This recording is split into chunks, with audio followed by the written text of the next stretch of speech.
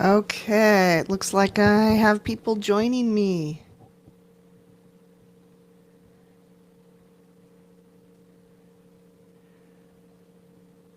As you are joining, please find your chat, because that is how you will communicate with me. Now, if you are joining through YouTube, if you have a login for YouTube and you log in, then you will be able to use the chat. If you are not able to log into YouTube, you can still watch and hear the presentation, but you won't be able to use the chat.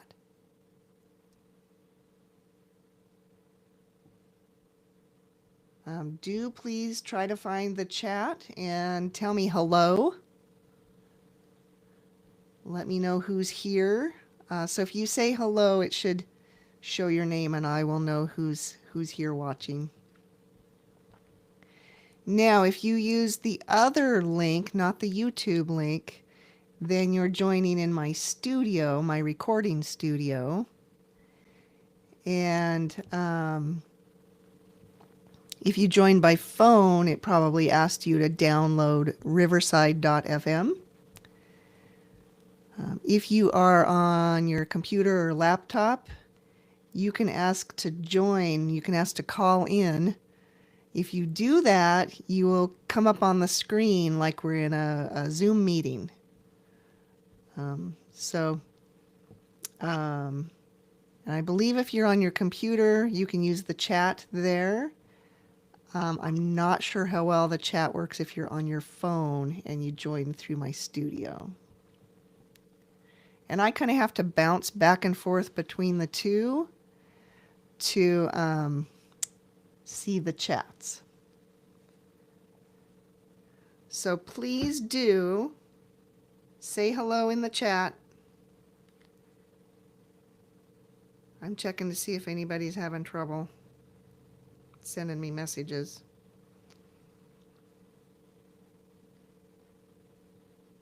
Okay. All right, I'm not sure.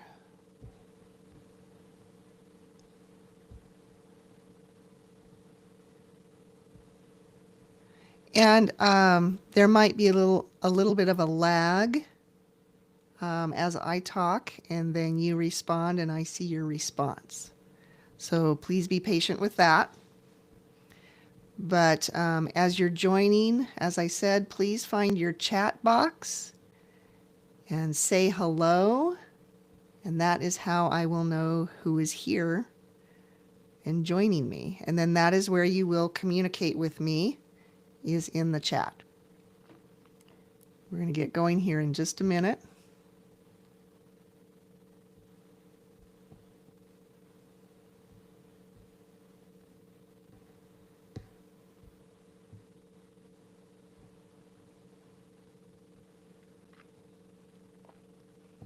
Okay.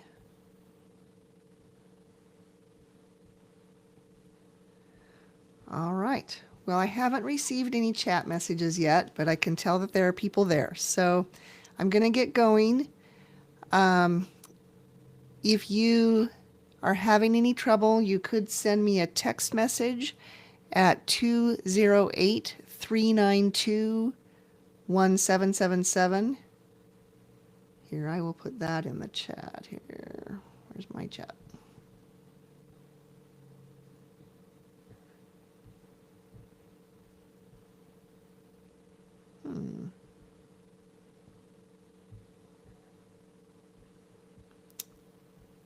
Little technical things here. Oh, I can move this. There we go.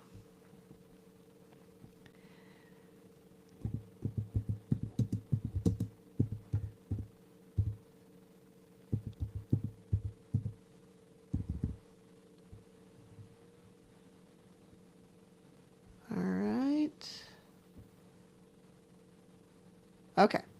So I put that phone number in the chat. Oh, good. There we go. Now I can see. Okay, I have my little. There we go. Okay. All right. I see you, Gloria. I see. Hello.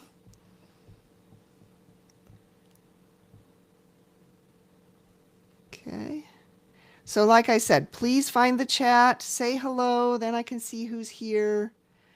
Um, if you're able to log into YouTube, you can use the chat. If you aren't able, if you don't have a login, you'll just be able to watch the presentation. And then those of you who joined through my studio, you can chat or you can call in. And if you call in, you will be on screen. It's like a Zoom meeting if you do that. All right, so let's get going. I've got a few people here. If you have any comments or questions, please put it in the chat. I will be checking from time to time to see what's in the chat. So, this is Mastering Emotional Self-Improvement, Guiding Your Steps Based on Your Readiness for Change. And so this is based on the stages of change, which are well known in the field of psychology. I'm switching to my screen where I can switch my slides. So let's get going here. Oh, maybe not.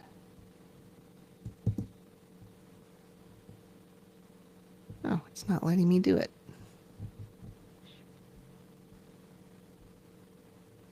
Ah, there it goes. Okay. So get ready to focus. This is not the time to multitask. Please, if you're on your computer, close your other tabs. Don't be looking at other stuff. If you're at home, it keeps, how do I go back? There we go. If you're at home, tell other people to leave you alone, close the door to the room, make sure that you are able to focus. I hope you have snacks or drinks with you. I always pack a lot of information into my presentations, and I want you to get a lot out of it. And, and also stay until the end so that you get all of the information. Those of you that stay until the end, I have this downloadable PDF called A Guide for Achieving Lasting Change. So I will, near the end, put that in the chat, that link in the chat. If you click on it, you'll be able to download it right away. And it'll open in a different browser window, so you won't lose me. If for some reason any of this isn't working, everybody who registered is going to get an email from me afterwards with the video replay and the links that I'll be putting in the chat for you guys as we go. All right, so for tonight's presentation, my promise to you is that I will show you how to stop feeling hopeless about self-improvement, how to stop ineffective attempts at change, and to stop experiencing the failure of not improving. I want to move you to knowing where you're at in the stages of change, knowing the right steps to take at each stage of change, so you know what to do based on where you're at, and how you can take the steps to successful self-change.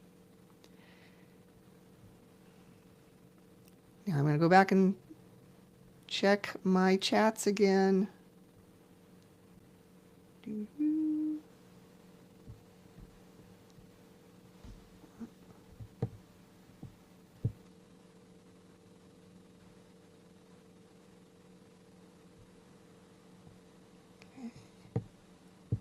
And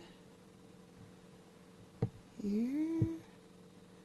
Okay, I only have one person commenting in the chat.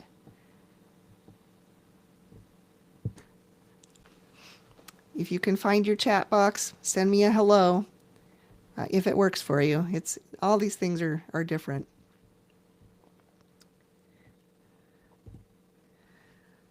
All right. What kind of people might want to change? I think people who experience neck pain, like from stress and holding their shoulders up, neck pain, headaches, digestion issues, sleep issues might want to change some things. Those who experience racing thoughts, negative thinking, any sort of distressing thoughts might want to make a change. Anyone who experiences anxiety or depression, irritability, anger, any of the major mood disorders that, isn't just your daily kind of changes in mood, but the stuff that kind of knocks you sideways, might want to learn ways to change and manage that. Anyone who experiences overwhelming emotion and sometimes feels out of control might want to make a change. People who use negative coping mechanisms.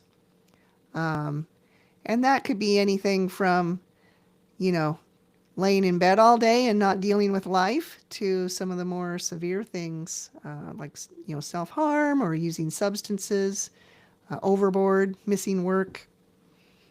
And then those who feel exhausted and think this, I can't keep going like this. This just can't go on this way. So if you can relate to any of these, please type yes in the chat box. If you can relate to any of this. Yeah, if I've missed anything and you want to add that, stick that in the chat. That's great by me. It helps me add more to the presentation. And again, there's always a little lag between me talking to you, you putting things in the chat, and then me being able to see it. So I will check the chat again here in just a minute.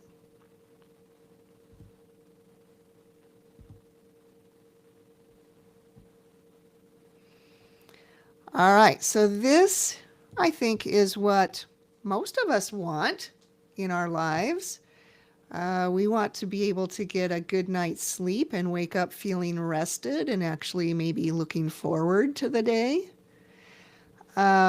We'd like to be able to spend time with family, enjoying family gatherings, and I know a lot of people struggle with that. Maybe struggle with leaving the house, maybe struggle with being around groups of people, even if it's family. So, people want to be able to enjoy themselves and enjoy gatherings, but sometimes it's tough. Here's a lady sitting by the pool reading a book. I think we all would like to be able to relax, even if it's just, in our own backyard, take a moment and relax and be peaceful, or be able to take an actual vacation.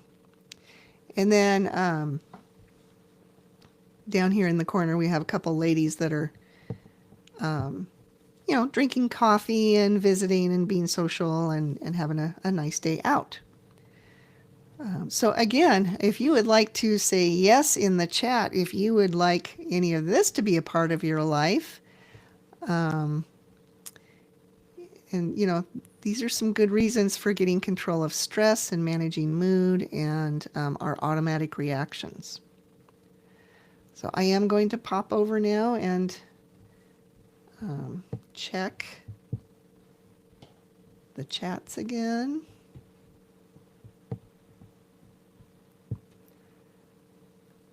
All right, now I'm seeing them. Okay, I have Susan. Hello. I have some yeses. Emmy made it. Yay. Okay, we're going. Good job. And let me check the other one. Okay.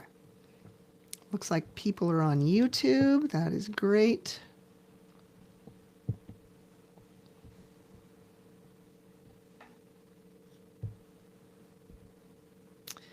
All right. Some of you know me pretty well. Some of you know me a little bit from online.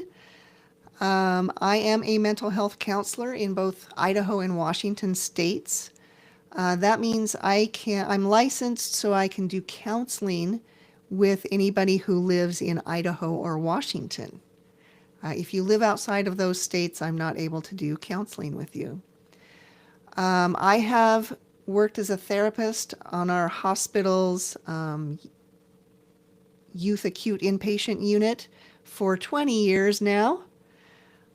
So I'm working mainly with teenagers in the hospital, teenagers who, are struggling, depression, anxiety, things like that. For many years now, I've had a private counseling practice outside of the hospital where I mainly see adults, typically individual adults. So I'm working with the individual to improve themselves, improve their own emotional control, and work through any large, big changes, stressful events, mood or emotion issues. I also have courses online. So the first course I ever made was my signature online course, the Get on Top of Your Emotions system. That's my bigger course. It's been around the longest. And I had people with anxiety and depression and significant mood issues in mind when I made that course. And then my more mid-range course is Subdue Your Stress, and it is focused on managing stress and managing the body's physical stress response. So that's kind of all the stuff that I do, all my irons in the fire that I've got going on there. Now, this is what I see daily, weekly in the hospital. I work with teenagers. Many of them come in and they aren't feeling good and they want help, and they actually ask to go to the hospital. But I would say at least a quarter of them, 1/4 of them, their parent brought them in. Other people, other adults are worried about them, concerned. The teenager didn't want to come to the hospital. They're kind of mad about it, and they think their parents and other people are being ridiculous.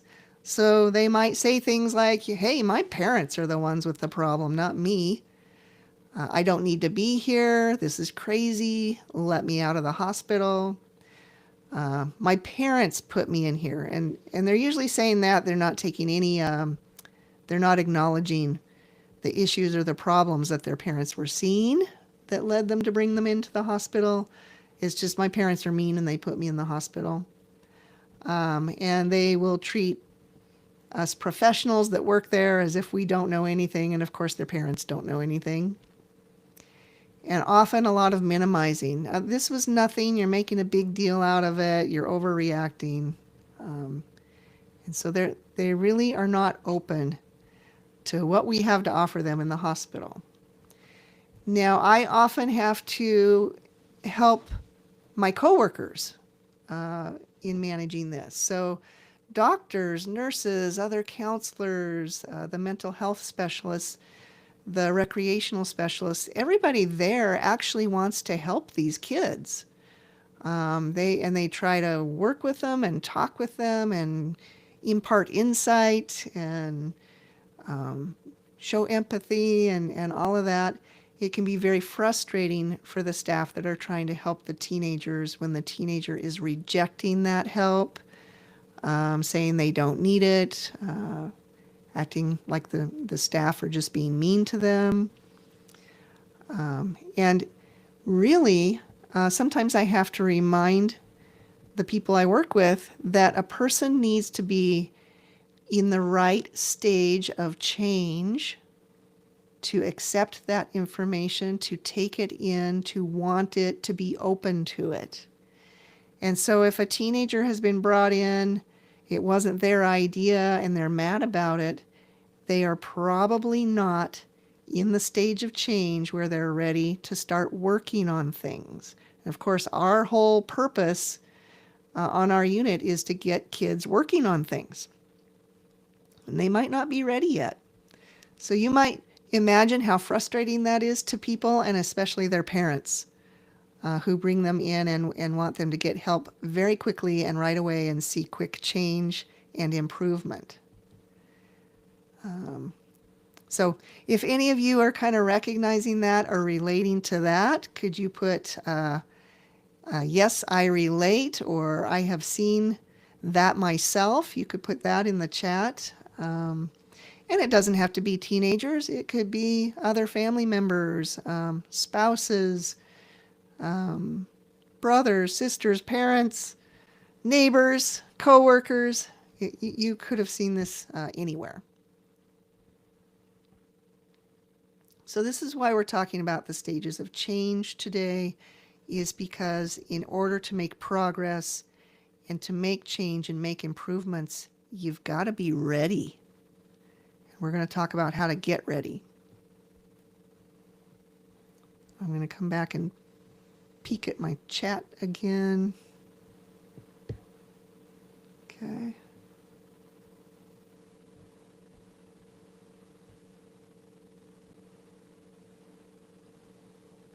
Alrighty. As we go, put your questions in the chat as well. I'll look there and I'll try to answer them. All right, I want to give you an example of a patient I had, well, probably 20 years ago. She was one of my first patients at the hospital, a teenager. I'm going to call her Marcy. Of course, that's not her real name. And at that time at the hospital, I was working in, we had a residential unit where teenagers would come to stay for a year or a year and a half and get behavioral health treatment. So if they came to us, they were having some significant issues and not doing well in life. And so Marcy came to us. And like I said, this is probably in my first year of working there. I was a very new therapist, definitely new to residential treatment. And Marcy showed up and she was very angry at the world. She was distrustful. She didn't trust us, and she was displaying her anger very vocally, and she was kind of scary. She looked like she could beat somebody up. Our staff were giving her a wide berth, and she definitely was threatening. And she had been in other group homes and treatment placements before coming to us, a few of them, and had been kicked out. Often related to fighting, physically fighting with other peers or staff. So she shows up in fight mode, and I became her therapist. Now, she did start working with me, and of course, you might imagine she had a significant history. A lot of bad things had happened in her life. And she started working with me and started talking with me and sharing. She would use breathing techniques to regain control when she was getting too upset and to stay in control. And we did a lot of work on changing her thinking so that she could, again, maintain control and not get as upset as she tended to get. And then we were able to work through a lot of the stuff that she'd been through. She told me stuff she'd never told people before. And she was successful. She made great progress. She made it through all of the levels of our program, and she graduated. And she looked great when she was ready to go. And she told me that the reason she'd actually made progress is because she finally made the decision that she wanted to change and she wanted to get better. So it was all her choice. Now, we had great things to offer her, but it wouldn't have worked. It wouldn't have stuck if she wasn't ready, and she decided she was ready.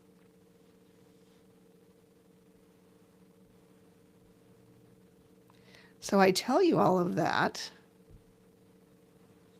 to let you know that all success is predicated on you making a decision.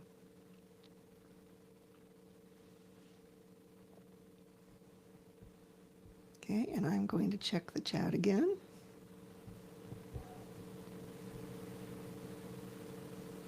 Okay.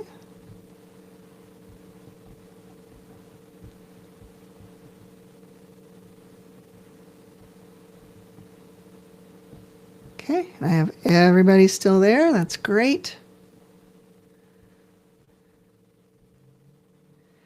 Okay, so let's get into the stages of change. Now, there are stages called the pre-stages. And both of these, there's pre-contemplation and there's contemplation. With both of these stages, the person really doesn't think they have a problem.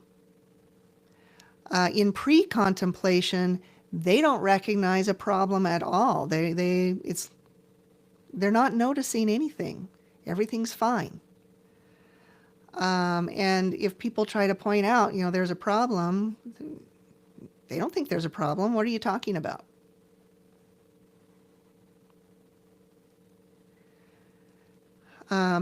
This is where that term denial, that's where that term comes from. The person truly does not see it. Not at all. Not even when you point it out. It doesn't get through. They don't have a problem, according to them. Now, contemplation, the person is starting to consider what other people are telling them.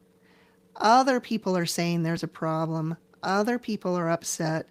Other people are worried, and they're pointing it out to them, and they're coming to them, and they're asking them to change.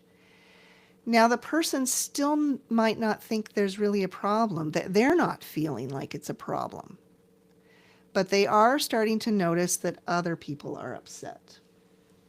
Oh, I gotta check I just got a message. So they're noticing that others are upset, others are starting to kind of get through to them.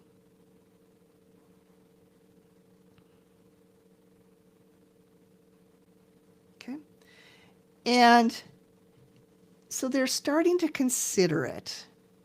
Maybe I should change, maybe I should do something about this, but they don't really want to.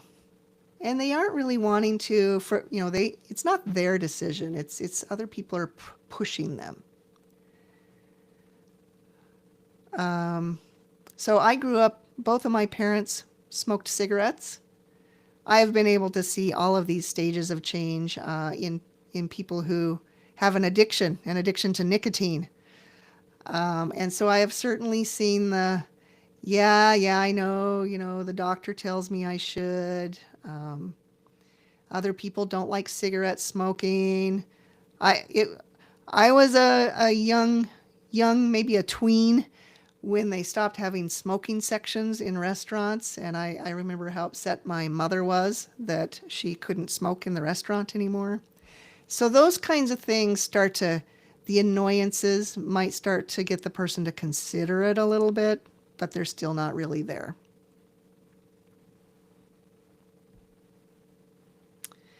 Now, stage one, and this is stage one of when the person's actually making some movement. Let me go back one little bit. In contemplation, so people can be stuck in pre-contemplation and contemplation for years, maybe for good. They never move out of these pre-stages, and it's very frustrating to the people who live with them and care about them. There are ways to try to move a person through this, and it's usually some highly emotional event that can get through to the person and get them to move into the next stage that we'll talk about. And that could be maybe a near-death experience, an overdose, a heart attack, seeing someone else who has the same behavior or problem as them have something terrible happen to them. or, a small child, their young child or their grandchild being upset and crying to them and wanting them to change.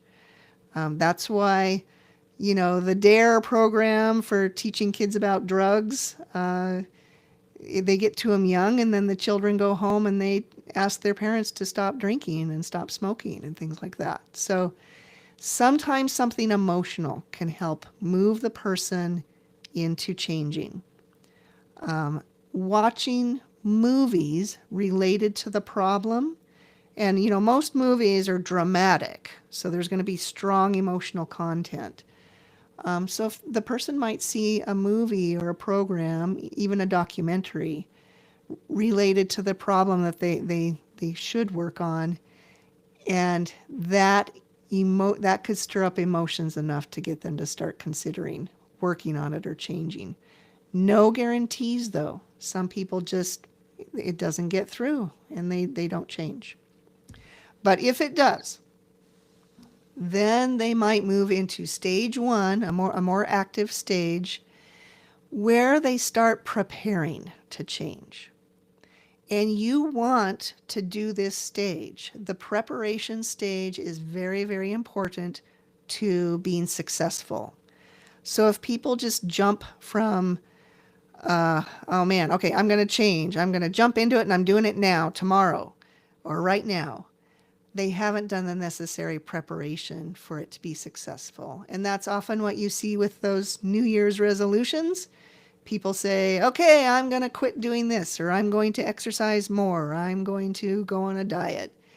But they haven't done the preparation. It's just because it's the first of the year. And so they try to do it, they try to start, and they don't stick with it. It falls by the wayside for various reasons. So for change to be successful, there has to be a lot of very good preparation before the person actually goes into actively trying to change. So the preparation includes learning about what does it actually take to make the change. And, this is a broad presentation. There's all kinds of different things people might want to change. So we're talking about looking into, you can Google all kinds of things. What does it take to change? What different diets are out there? If I have negative thinking, or I'm always down and depressed, what does it take to change depression? What does it take to change negative thinking? You can Google all this stuff and get, kind of an idea of what it takes. If I were to go into counseling, what does that mean? What is counseling? What do you do in counseling? Why do I go to a counselor instead of just talk to my best friend? So there's a lot of learning that needs to be done. Asking questions, how does it work? And then the preparation stage also includes making arrangements and gathering supports. So in order to work on changing, you're going to need help.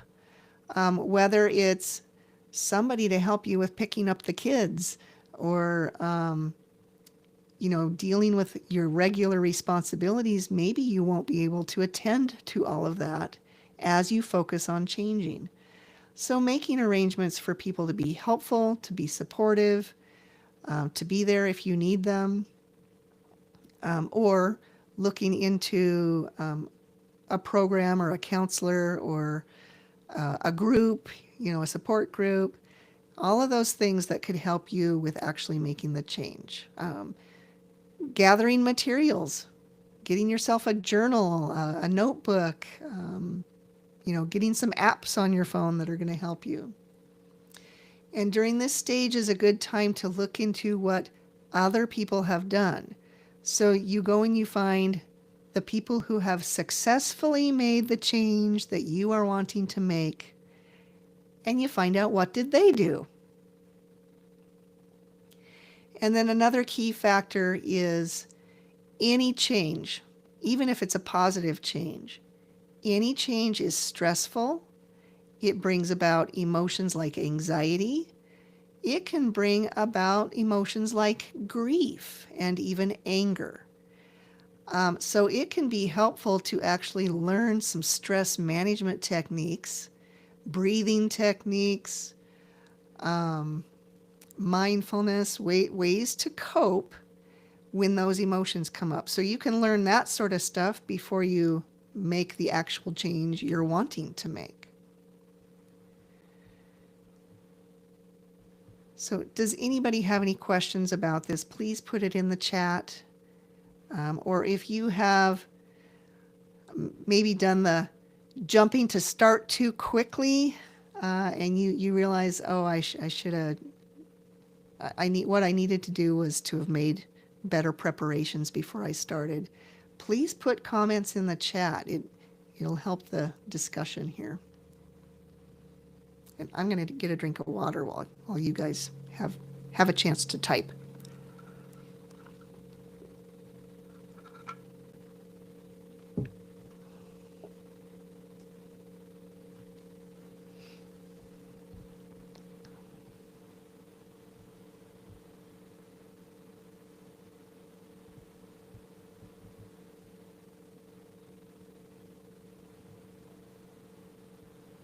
Okay.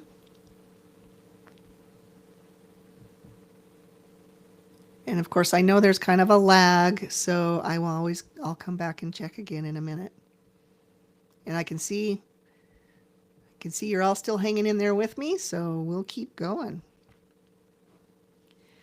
All right, stage number 2 is the action stage. This is when the person is no longer just talking about it. They are ready to actually take the steps to make the change. So you've heard the saying, talk is cheap. Before, when you're in the pre stages, that's when talk is cheap. The person might say, oh yeah, I'm going to change. Oh yeah, I'm going to do it. And a lot of times they don't do it. I actually watched my mother had open heart surgery, and it was related to her smoking, and she had COPD, and she had open heart surgery, and she was in the hospital for quite a bit of time. And so after the surgery and the time in the hospital, she had been without her cigarettes for, I don't know, a week. Can't remember how long it was. But before she was about to discharge from the hospital, I saw her turn to my brother and say, I'm quitting. I'm not going to smoke anymore. I'm quitting. And there was something about her tone of voice. There was a little bit of weakness in there that I picked up on, and I knew it wasn't real, even though she was saying it, and she was trying to say it in a convincing manner. But I heard there was a little weakness in her tone of voice, and I knew it still wasn't going to happen. I didn't say anything. I'll, give her chance and let her prove it to us. But yeah, if you've heard cheap talk, you know what it sounds like. But once the person has made the decision and they've done all the preparation and they move into the action stage, you can see what they are doing. The decision is made. Making the change is their only focus. So other things go by the wayside. It is the most important thing to make this change. So taking time off from work. For our teenagers, getting good grades in school is not the most important thing anymore. Maybe working on depression, getting anxiety under control, stopping self-harm, or reducing it is much more important than getting an A in school. When you have families, you need other people to step up and help care for, all of the family duties, making dinner, getting kids ready for school, making sure homework gets done.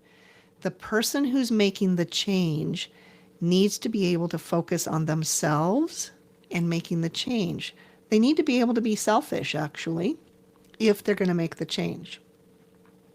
They need to put a whole lot of time into learning and practicing and making new habits and substituting new behaviors for the old behaviors. And while they're doing that, managing any anxiety, any depression, any grief, any anger that comes up while they are changing. Changing is a very complex behavior. It's not easy. There are multiple variables that need to be addressed and managed. So the person has to put themselves and their goals first in order to change. Now, I keep talking addiction, and addiction is a tough one.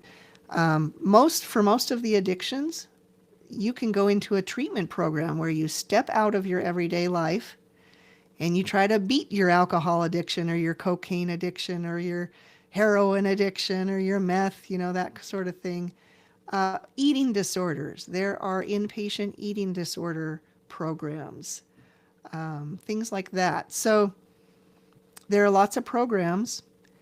As I became a counselor and I understood these things, it really bothered me that people expect people to stop smoking while still doing everything in their lives, going to work, being the spouse, being the parent, going to school. For some reason, quitting smoking is seen as something you can just do and keep doing all of your daily responsibilities. And actually, the addiction to nicotine is as strong as to heroin. A lot of people don't know that. But whatever it is the person is trying to change, they need to be able to focus on what they need to do to make that change and practicing the new behaviors and the new changes. They got to be able to invest their time, energy, and resources into making the change. And we're not talking a couple of weeks. What do they say? A new habit, you have to do it 20 or 30 times before you instill a new habit. To make lasting change usually takes months, maybe 6 months to a year before you're feeling like I've made the change. And then it becomes, keeping it going. So I'm going to stop again here for a second and have a drink of water and see if you guys are putting anything in the chat, any questions, reactions, anything surprising to you that I'm saying.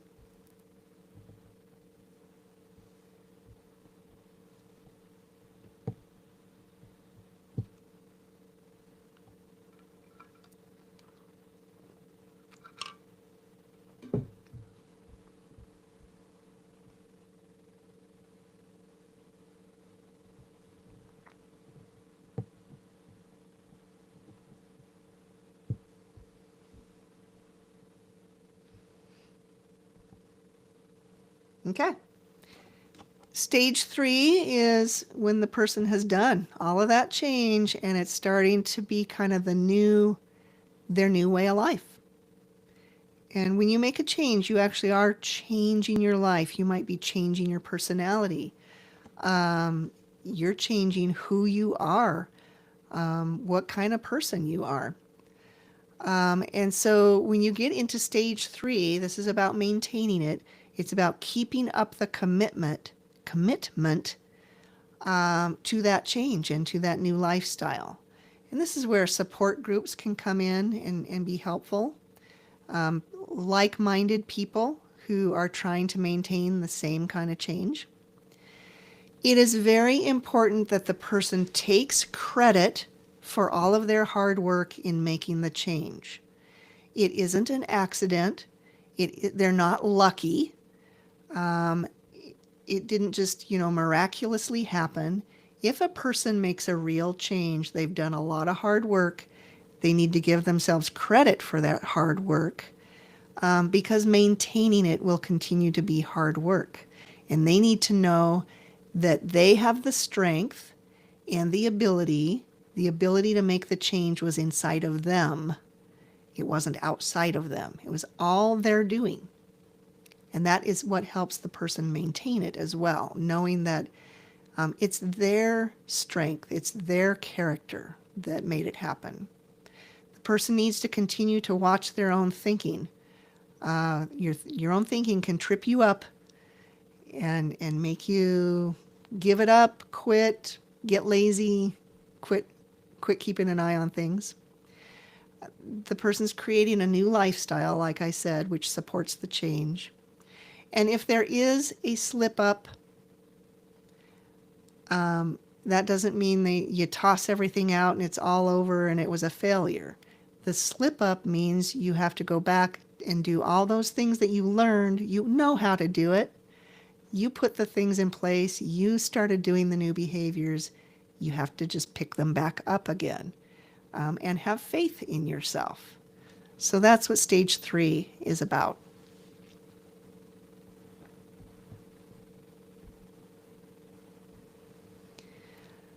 So there are all kinds of things. It's a long list here of things, and doing any one of these is a big deal. But these are some of the things you can do for your own emotional self-improvement. Learn breathing techniques and relaxation skills.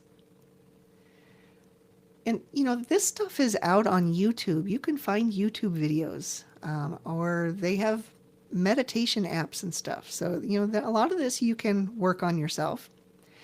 Learn about distorted thinking and how to change it and how to work with it. Learn to control your ability to focus where you want to focus with mindfulness.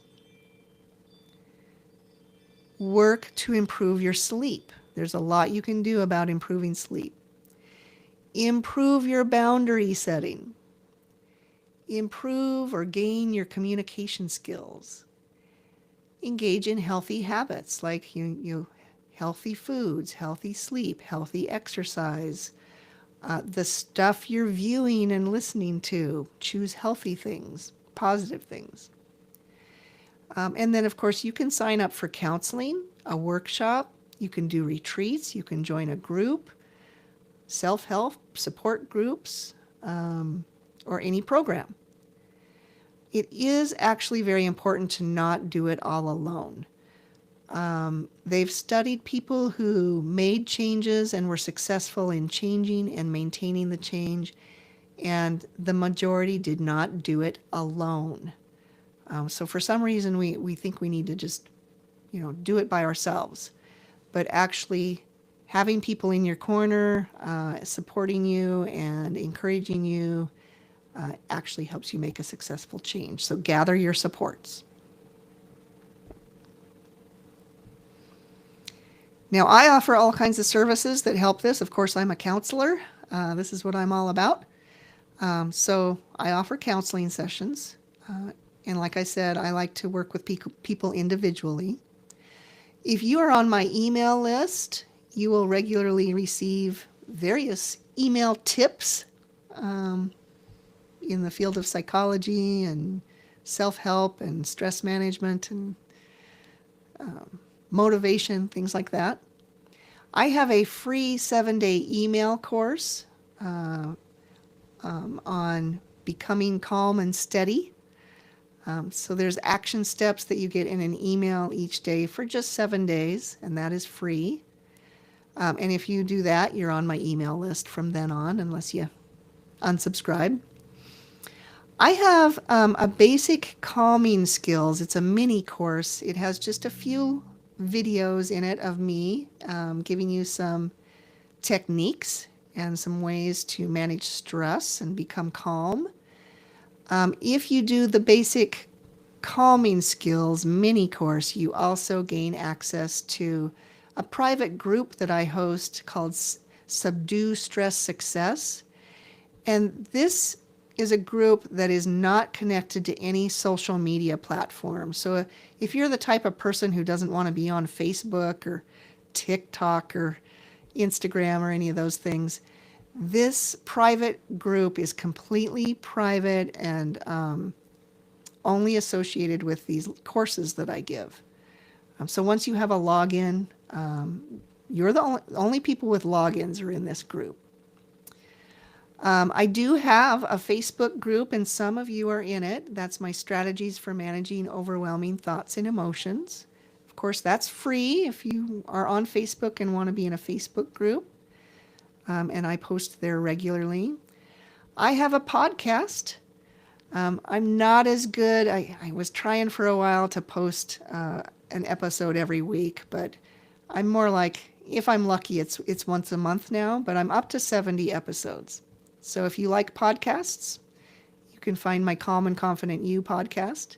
I have a YouTube channel where I'm going back. As you see here, I have the Get on Top of Your Emotions system. That's my big course. And my Subdue Your Stress course is my mid-range one. I am actually going back and remaking all the videos for my big course because I've learned a lot more from when I first made that course. So I'm redoing them, and as I redo the main videos for that, I'm making little 30-second to 1-minute shorts that I put out on my YouTube channel. So you get little bits of information from my course just out on my YouTube channel. So that's all the stuff I've got going if you want to take advantage of any of that. And I'm going to go check the chats here. Okay. And I'm going to check one more spot because I'm hearing dings on my phone.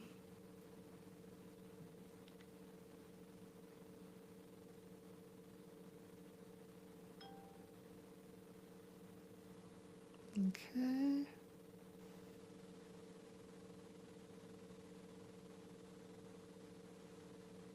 Oh, okay.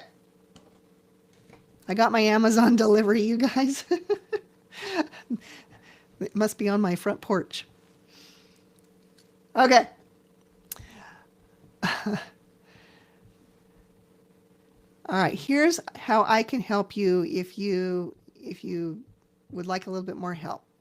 You can get a free clarity and action consultation call with me. It's free. We can look at where you're at, what's going on, what you might need, and I can give you suggestions.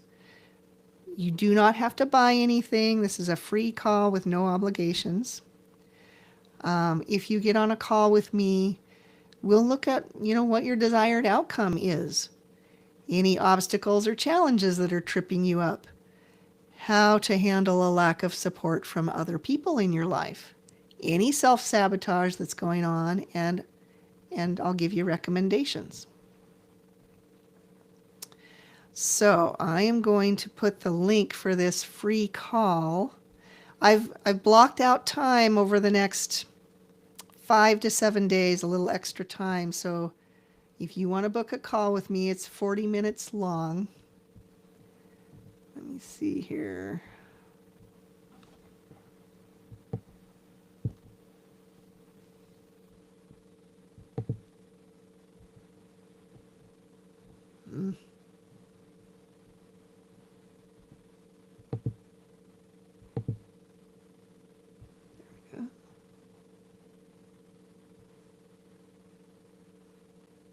Nope, that's not the one I want. Hold on.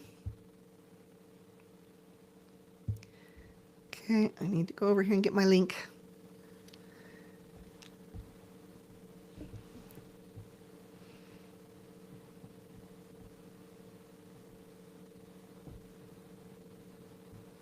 In the meantime, as I'm doing this, feel free to put any messages in there for me.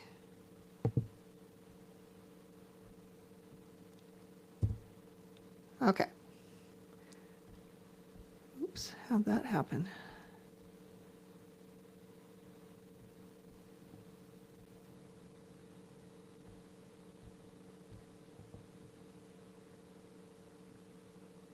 Huh. Okay. All right, so that link is there. In that chat. I don't know if I need to put it in this chat as well.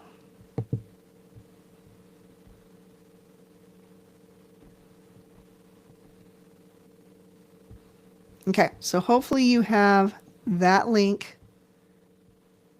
Oh, what's this? Oh, that's me. Okay. All right, so please book a call with me. It's just fun. I like talking with people. It's no big deal, no stress. So if you'd like to get some feedback or ideas, you can book a call. Now, I also, for the next 3 days, am offering, I have a very special offer for those who sign up for this webinar. And that is I'm offering my Subdue Your Stress online course for a very, very low price for people who are interested. It is normally $497, and I'm offering it to you for $127. So I'm putting that link also in the chat. It gives you a lot more information about it, tells you all about the course. You can check it out and decide if that is something that you are interested in. Now, this will also be in the email that I send out. Okay. After we're done with the webinar.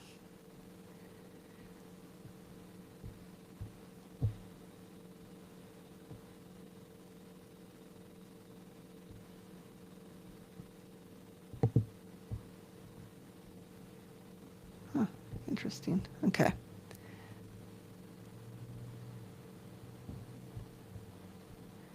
Okay, so the Subdue Your Stress, like I said earlier, it is 6 modules, and it is all about managing the stress response, the body's physical stress response, the thinking that gets you all stressed and worked up, calming yourself down, and various techniques.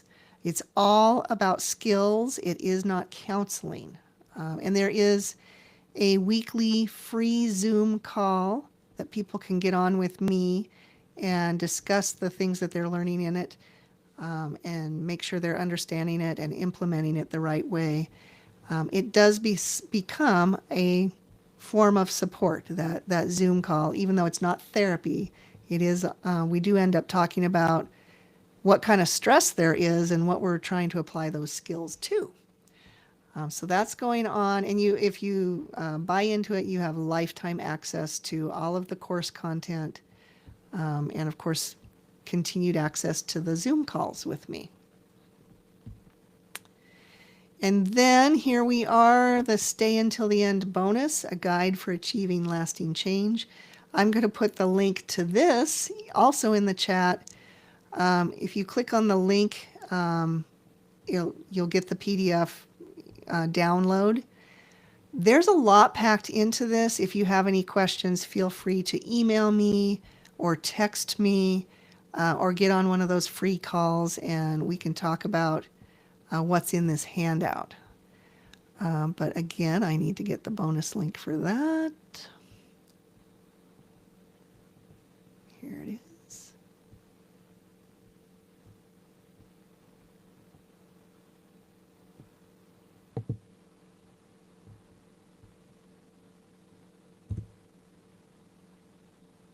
Okay, so there is that. Any questions so far? Please put your questions in the chat. We're about to wrap up here. I can tell people are still there.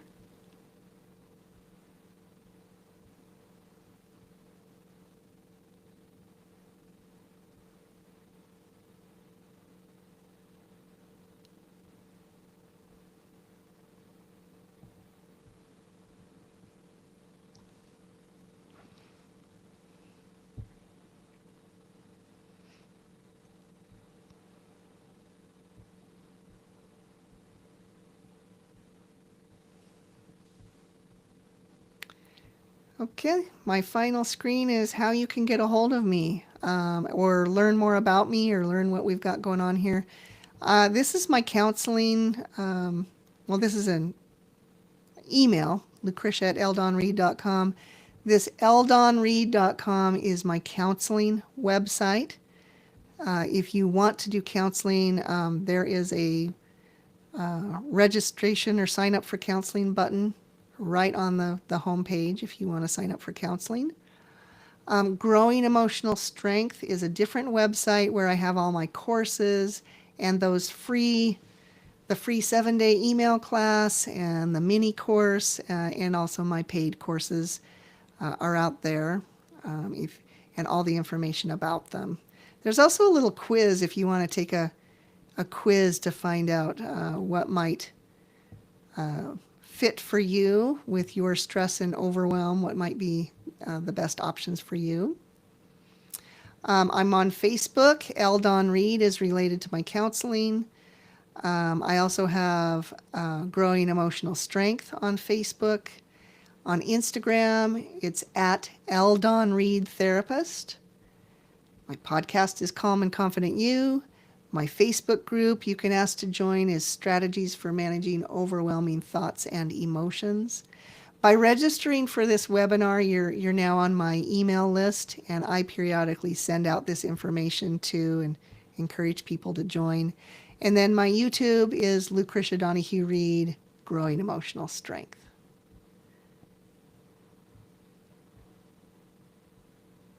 Okay, and yep, thank you, Emmy. Okay. All right. Thank you all for attending the webinar. That is it. I hope you got helpful information. Obviously, probably creates more questions for you with just talking for an hour. Feel free to get a hold of me, and thank you for attending. And I will always have other webinars coming up, so I'll let you know.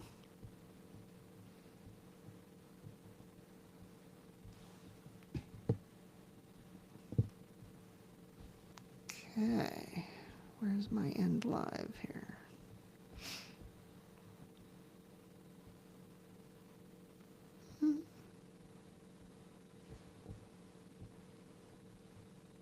Interesting. Let's see here.